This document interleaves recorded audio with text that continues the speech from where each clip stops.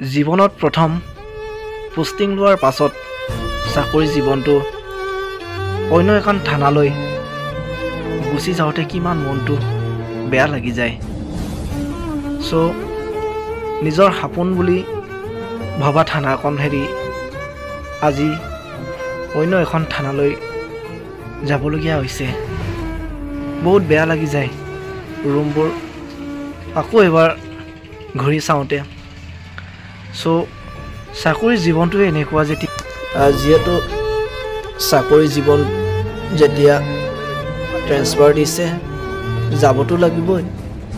মোৰ বন্ধুৰ লগত প্ৰায় 2 বছৰ 7 মাহ থকাৰ পাছত দুইজনকে বেলেগে বেলেগে থানাত দি দিলে।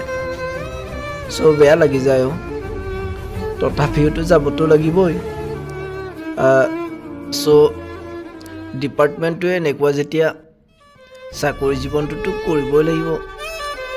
যিহেতু মা দেউতা দাদা ভণ্টি আৰু নিজৰ কাৰণেতো কৰিব লাগিব। যিহেতু বৰ বেয়া লাগি যায় নিজৰ সপোন নিচিনাকৈ ভবা মানুহবোৰক আজি হেৰি থৈ যাবলৈ মোৰ বহুত বেয়া লাগি যায়। পুনৰবাৰ ঘূৰি চাইছোঁ সকলোৱে যেন আৱেগিক হৈ পৰিছে। চ' কি কৰিম, উপায়টো নাই। আহিলোঁ ওলাই। সকলোকে মোৰ মনৰ পৰা বহুত মিছ কৰি থাকিম। যদি কিবা মোৰতো নিজে ইচ্ছা কৰি যাব মন নাছিলেও গভৰ্ণমেণ্টৰ অৰ্ডাৰ যেতিয়া যাবতো লাগিবই। বেয়া লাগি যায়, মোৰো মনটো বহুত বেয়া লাগি যায়। কি কৰিম, উপায়টো নাই। তথাপিও যে আজি বহুত মনটো ষ্ট্ৰং কৰি ৰাখিছোঁ।